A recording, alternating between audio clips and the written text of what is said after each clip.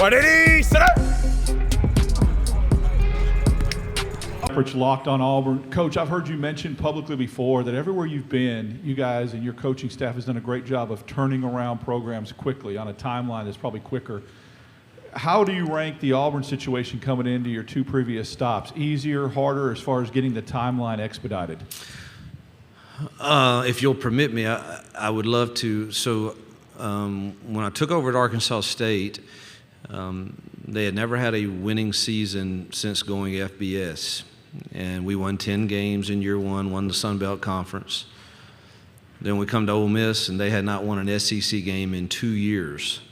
And we win 7 games that year and go to a bowl game. Then Liberty moving to FBS, which I thought was probably after spring ball, I was like, we will not win a game, because and somehow we won 8 games. Now, how do I compare Auburn to that? I've thought about this question, and I honestly don't know. I would think it would be easier at Auburn, but yet the league probably has gotten better than it was when I took over at Ole Miss, and so I'm not sure that's an accurate feeling. Now, I was blessed at all of those spots to have quarterbacks that played really well. Bo Wallace and Ryan Applin at Arkansas State, and then Buckshot to Malik at Liberty. And I think you don't have a trigger guy that plays well, you don't have much of a chance to turn it very fast. And so I think a lot will weigh upon how effective we are at that spot. But great question.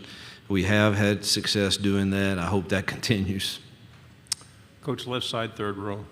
Dan Peck, ESPN 106.7 in Auburn. Coach, 42 new players on the roster since the season ended. You've been working really hard in recruiting. What are the benefits of recruiting to Auburn and any challenges you've encountered trying to recruit to Auburn along the way? Benefits, I think Auburn should be easy to recruit to. We've got the support, the administration, the facilities, the history. It ought to be Jordan-Hare's an incredible place to go play a game in. So I think we have a lot of great things. I think the culture in the Auburn family is great to recruit to. I think the challenges are you have to hear from a lot of the players that you're recruiting that are elite players. Well, there's no alignment at Auburn. There's no alignment at Auburn. Well, that may have been the case in the past. That's not the case now. And I think they'll sense that if we can get them to campus and they can see the alignment that we have from President Roberts down to John Cohen to myself and to our staff. And so I think the positives far outweigh. I think the greatest challenge that you mentioned is the fact that we have 42 new players and I don't know all their names yet. That's the way I feel. I do. But, I mean, I have not had a time to have deep conversation with all of them. I mean, you literally recruit a portal kid for 2 days, you sign him, he comes to work, and particularly the ones after spring, they come to work with your strength staff, and you're trying to take a little time off, and I mean, that's uncomfortable. And how we're going to mold that in a short amount of time into a unit and a team is probably one of that back to the first question, that may be my greatest challenge to turn this program as fast as the others, is because there's so much new to this. Right side, back row. Hugh, John Sokoloff with WCBI down in Mississippi. I know you played against Ole Miss with Liberty a few years ago, but now that you're back in the SEC, you're playing against them this year, and considering your history with Ole Miss, what kind of emotions are you expecting out of that game this year? Oh, gosh. I hadn't had a chance to think about that one. Well, the emotions I had when I went back, when I was coaching at Liberty, I would think that probably was, I don't know that I'll feel a lot of emotions since I've already done that. And it was back in Oxford. But the day couldn't have gone any better other than the outcome. My family was welcomed, loved on, line at the bus to welcome me there and to see me after the game. I think most people there have great fond memories of what we did there, and obviously we're disappointed at the same time with the way it ended. But I think when time has a way of let's remember the great times we had together, and it's home to me. I mean, I was born and raised there, and so it'll always be a special place. But I have great respect for what Lane's done there, and I have a lot of friends there, and he's doing a nice job. But I really hadn't. They're coming to our place, so it won't be like I'm going back to Oxford. It would just be me, and that's been a long time. I mean, that'll be 7 seasons. So it's not like, it's not like it was yesterday. So I don't think I'll have a lot of emotions other than the fact that I'm going to win. Second row left side, then pass the mic forward. Okay. Hi, Coach. Claudia Chakamian with WHNT in Huntsville. Just wanted to ask, first of all, why was Cameron Stutz a guy that you wanted to bring to SEC Media Days today? And then what are you expecting out of Alex McPherson this year as kicker, his second year at Auburn? And how important is he going to be to the success of this team? Stutz has done everything exactly the way you want an Auburn football player to operate. He's a senior. It wasn't easy. Jeremiah Wright's another one, but I do think you need an old lineman. I don't know. I've always believed that, man. You just don't get a lot done without that crew playing well, and I need one or two of those guys to be true leaders. Tate Johnson's the same way. It was not an easy decision, but Cameron's certainly worthy of being here. And then your next question was, listen. I hadn't had a kicker that could put it through the uprights in a long time consistently. It's driven me crazy now. I mean, to the point where I'm just going for it.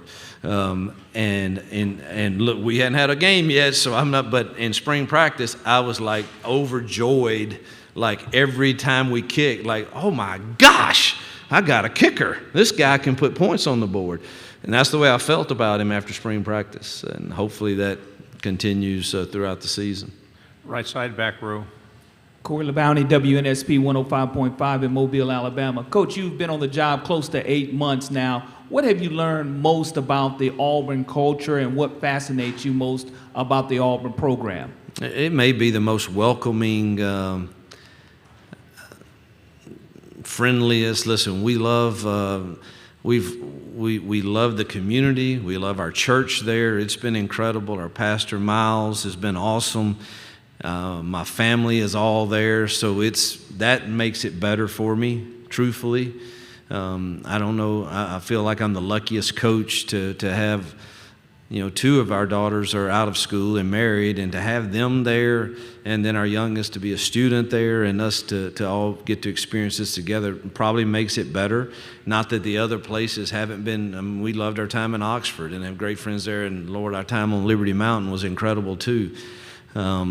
But the passion that the Auburn people have for this program and their hunger to see it return is evident everywhere you go. Listen, for us to sell more season tickets at this point than ever in the history of the program, I don't think that speaks to me or our staff. I just think it speaks to the fact that the Auburn people are showing their support for this program and what they believe it can be. So it's been really welcoming. 2 final questions right here, then pass the microphone back. Kennedy Wright with CBS 42. Coach, last season, win, lose, or draw, there was this high, intense momentum that really drove the team. Can we expect to see that high intensity this upcoming season? You're speaking of Auburn. I thought when Cadillac took over, I don't know what point in the year that was, but truthfully, there was a part of me at that point when they made the change that I wondered, because really, Jill and I kind of had a list of schools that we would consider leaving Liberty for if it ever came our way, and we weren't looking because we were so happy at Liberty and felt like we could win 8 or 10 games there every year and stay there a long time. And man, you started hearing and seeing what's going on at Auburn, and this is not the Auburn. And I remember vividly Cadillac taking over and watching the Texas A&M game and that atmosphere in that stadium that night, I remember looking at Jill saying, "Oh, it's still Auburn."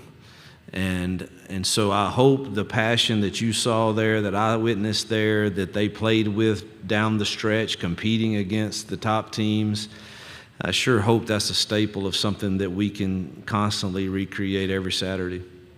Final question, second row. Yeah, Tyler Shaw with KPTX in College Station. That that A&M game, the players say was just kind of a turning point of the season and pivotal for Cadillac. What do you remember in your coaching career playing Texas A&M, and how much are you looking forward to going to Kyle Field this year? Well, actually, I know I'm accurate in this. I may not have the number accurate, but I coached the first game since the renovations, and it was the largest crowd to ever witness a college football game at that time, I believe, 110, whatever it was. I remember Holly Rowe interviewing me right before kickoff and me thinking, this is the loudest stadium that I've experienced at this moment. I could not hear her questions. And obviously, I thought that your fans there were incredibly kind, which I thought was odd for the SEC. And so that's not most places you go to. I thought they were very kind when you're coming down the tunnel and stuff. And I've been very fortunate to win both the games I've experienced there. So hopefully that's something that can continue. Coach, thank you very much. Yep, thank you.